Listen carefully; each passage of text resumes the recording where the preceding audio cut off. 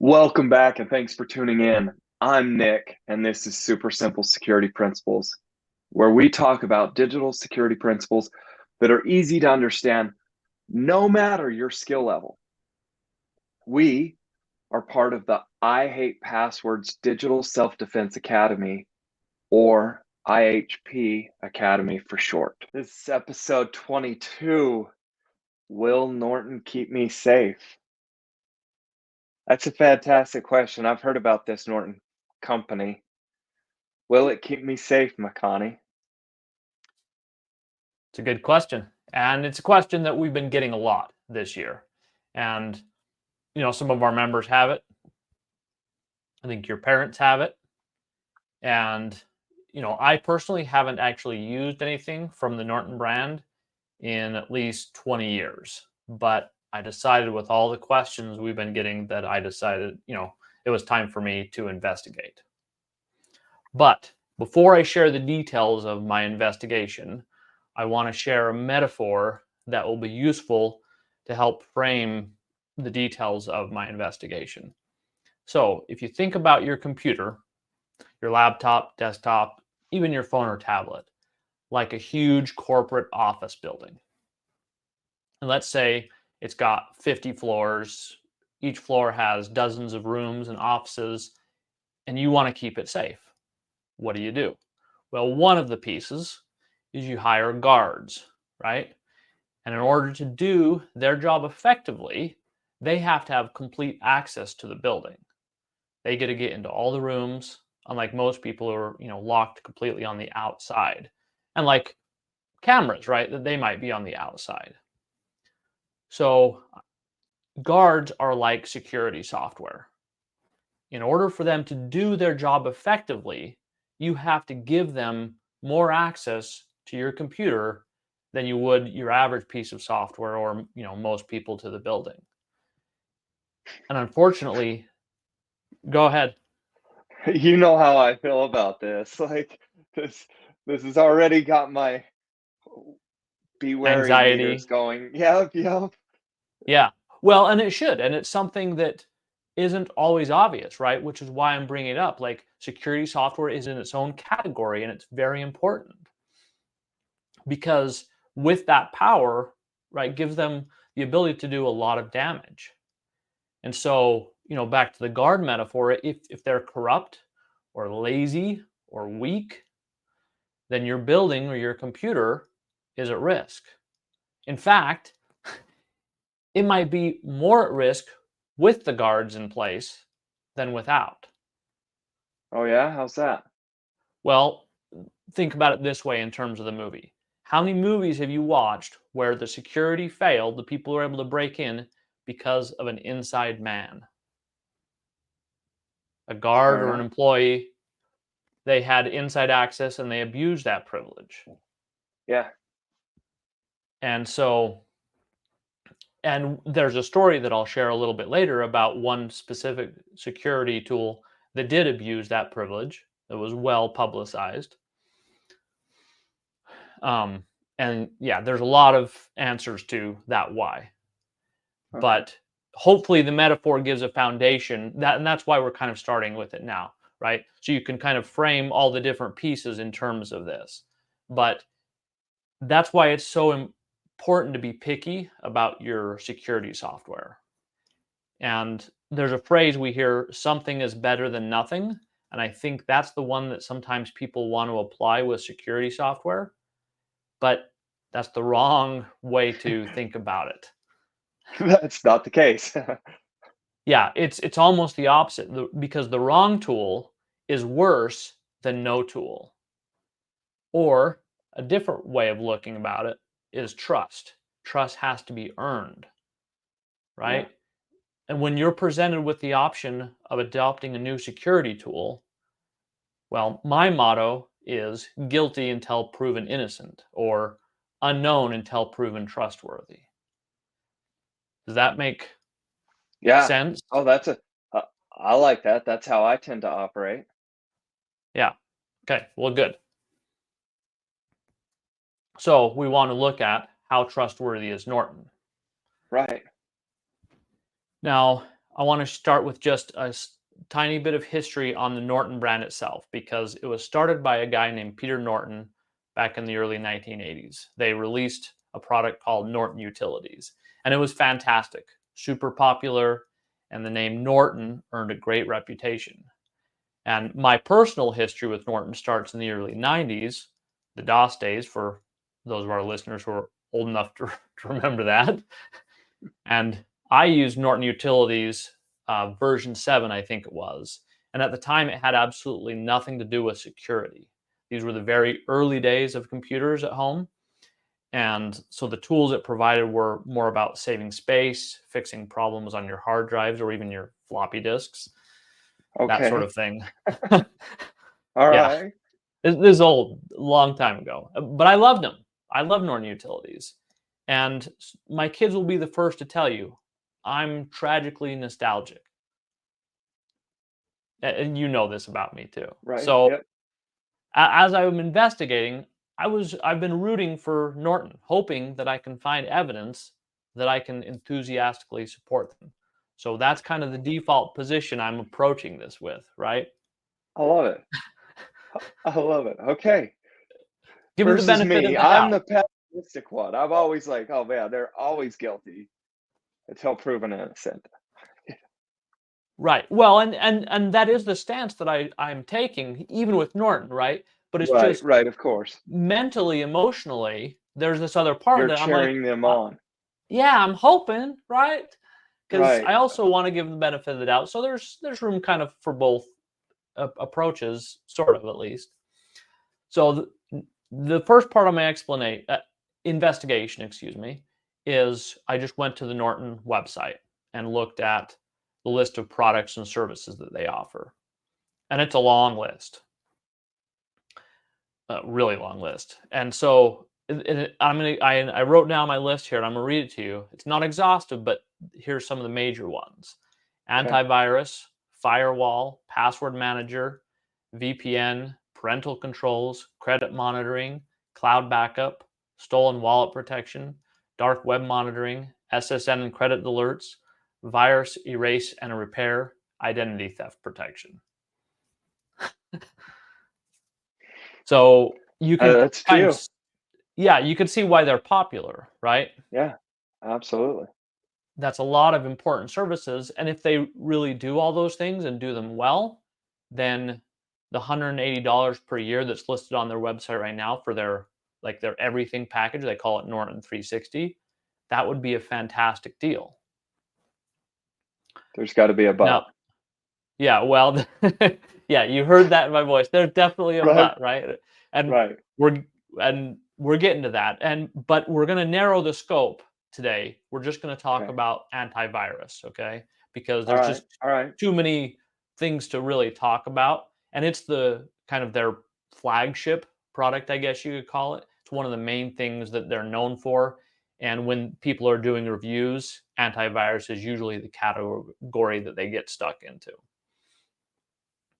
So, looking at the antivirus, I'm looking at the list of features, and the first thing that they, or not the first, but one of the main things they have on there, one of their major bullet points is 100% virus protection promise.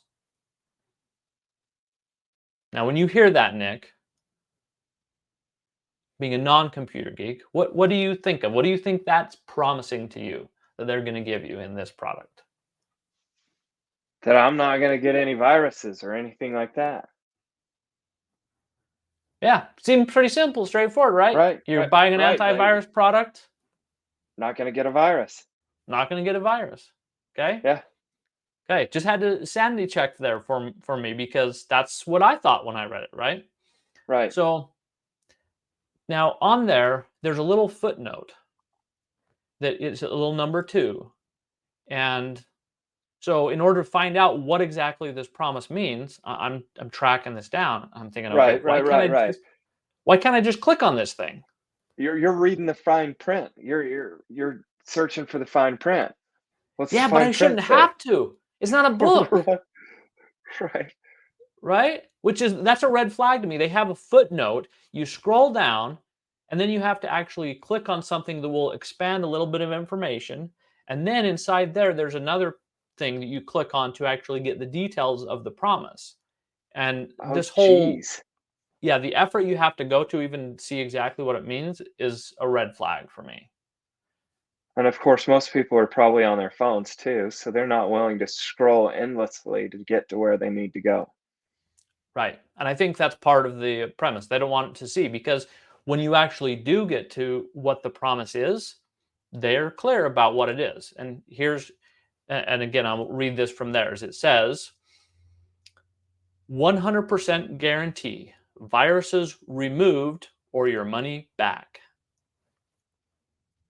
Viruses removed. Removed. Exactly. You caught the key word there, removed, not prevented. Right. So I'm like, Removed. okay, well, maybe that's just a piece of the puzzle. So I keep reading,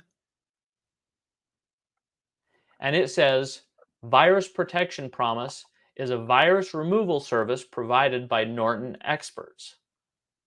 Again, with the word remove, right? And I read Right. the whole thing closely. There is no promise of prevention. No promise of prevention. No promise of prevention. They do not pretend at all there. The front wording implies it strongly, Right. but the fine print is very clear. There's no promise. Now, here's the interesting thing though. I think they'd be crazy to try to promise that because Right. that's not how security works. There are no 100% promises in security. You Right. add, like we've talked about so many times, layers of protection. Right. Layer up. Yeah. So an antivirus is a layer, but it would be a foolish thing to promise 100% protection. So the fact that they don't have that promise isn't what bothered me, right? But it's because most people don't know that that's what that would be, right? Right. They would see it just like you did, believe it, and see huge value in it. Right. Right. Removal to me, it's like, oh crap, it's too late. You Right. know? Oh yeah. Well, and Ugh. there's all caveats, and it says you don't get paid for any impacts of the virus either. It all it is if they are unable to manage to remove it, then you'll get a little bit of your subscription fee back. Maybe your whole subscription fee, even if they're really generous. Whatever. I love that you geeked out on this. This is awesome. The fine print. The Yeah. removal. Well, that's Holy crap. yeah. So to me, that whole thing, Nick, and you tell me if you disagree, but I just call that a big fat lie. Misleading. Oh yeah. Oh yeah. Horribly misleading. Big fat lie. I Right. agree. If we want to be kind and gentle, then we could say just misleading, right? Right. So Antivirus. You want to sell removal. That's what you sell. It's a removal, but apparently not. Apparently you need to read the fine print. Thank you. yeah.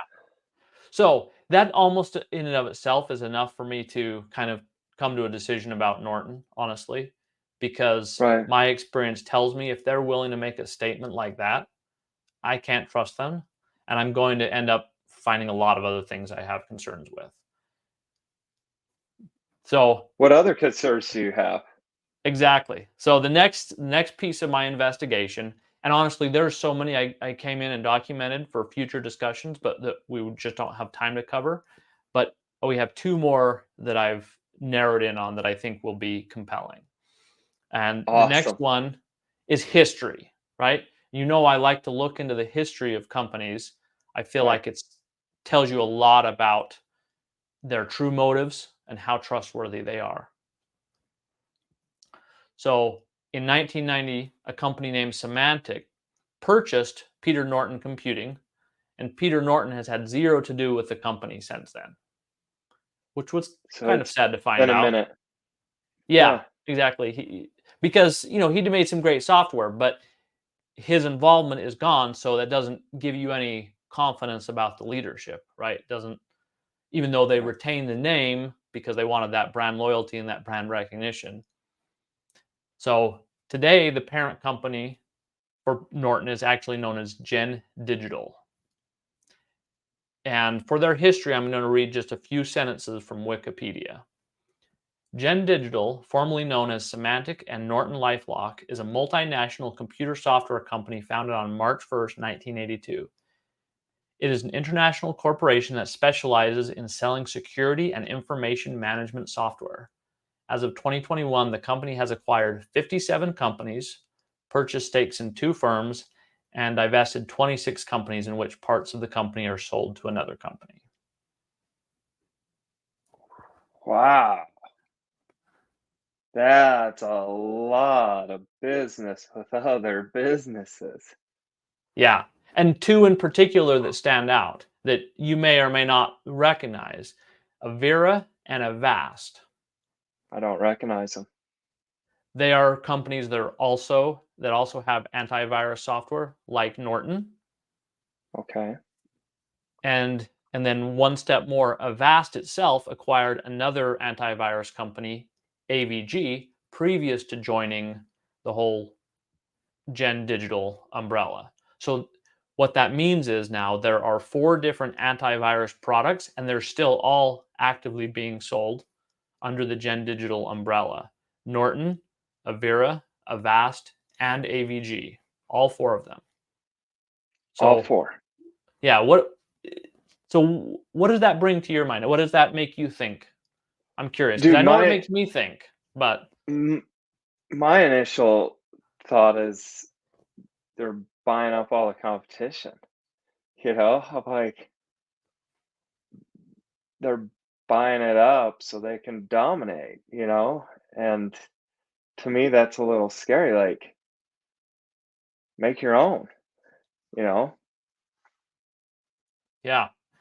Well, and that's actually a good point. I hadn't really thought about that. The main focus I was thinking of, because that's something that does go on in the tech world, and I think is a source of a lot of problems where there's no competition, and I don't know how to solve that. But the problem for today that I see is even if they were going to buy them, why didn't they? Why did they retain 4 different antivirus products now? Right. Like if they were for different purposes, one for a corporate environment versus home, or some reason for doing it. But really, I think the reason, based on everything I've seen and thought about, is simple brand loyalty, right? Which, I mean, brand loyalty is powerful, and I get that. Yeah. And I'm even fine with it in a way, but it still tells you, or tells me at least, a lot about their motives, their priorities, their approach. And I could go into a lot of detail about that, but what it tells me is really kind of simple, that I don't trust any of them. Right.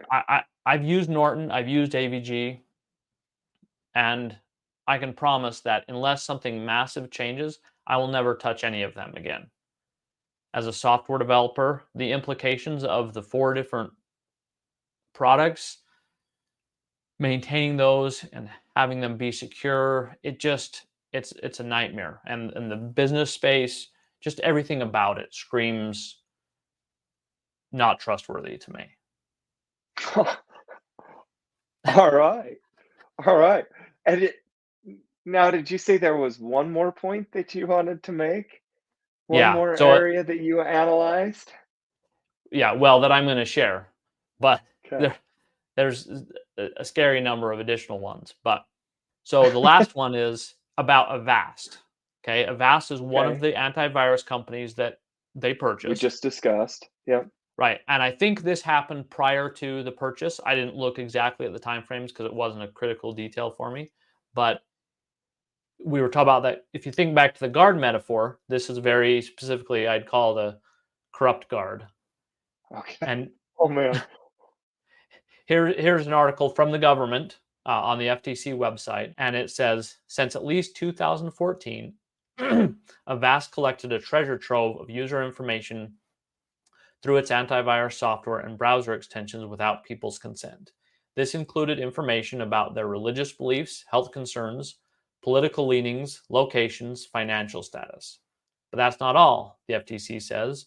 Avast sold the information through its subsidiary JumpShot without notifying people and getting their consent either, of course. Oh, this is why I don't trust companies. Right there. Right there. Yeah. That's supposed to be, for me, in lack of better words, this is your cops, your night watchmen, and they just stole all your stuff and sold it. Yeah. That's crazy. Yeah, this one hits home more emotionally in some ways than anything else we've talked about, right? Because it's such a direct violation of trust. Right. Here's a company that's supposed to be keeping you safe, and they're legitimately backstabbing you. Yep. Oh. Yeah. So here's my wrapping up thing. And well, actually, first before I do that, Nick, do you have anything you want to add in kind of an overview? Now that we're wrapping up, any closing thoughts on the topic? Well,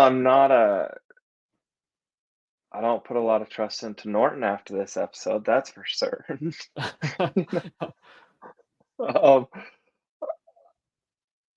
honestly, yeah, it makes me wonder, okay, this is why it's so important to have us, so that we could get all the layers of protection we need and not have to go get the so-called pill that fixes everything. Everybody wants that pill, that one pill, pop it and you're better. You know, we we kind of want that for our cybersecurity too, and it sounds like the person that's advertising it is the worst at it. So, sorry, Yeah, Norton. I know. Well, and they have a lot of good reviews. Um, they're recommended in a number of places, and so it's definitely, unlike some of the things we've covered before where there was universal agreement, like this one might be a little more controversial because you go ask PC Magazine, for example, online, and Norton's one of their antivirus recommendations, but it's not mine. So for a little bit of good news, though, right, All right, is, let's have some good news.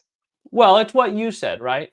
There's the layers. Like, Norton isn't the answer, but there are answers. There are things, and we are exploring those. We have been. We'll continue to do that.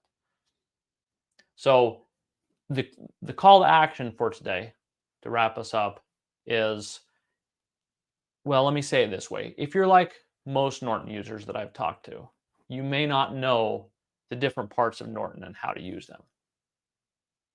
If that sounds like you, my suggestion is that you uninstall Norton and just enable the Windows built-in firewall and antivirus protections.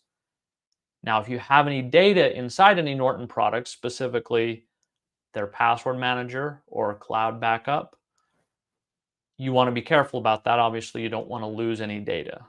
And if you Right. have any questions or concerns about moving away from Norton, we would love to help you. We have a free community forum. You can come ask questions and we will help you discuss it. In fact, we would love to have you come visit us at the forum. Absolutely. Okay, that's our super simple show today. If you're enjoying the podcast, you'll love our security dojo, the best place to level up your digital defenses. Makani will guide you every step of the way. To find out more, visit helpmegetsafe.com. You can also find the link in our show notes. Thank you for joining us and make it a great day. Bye-bye.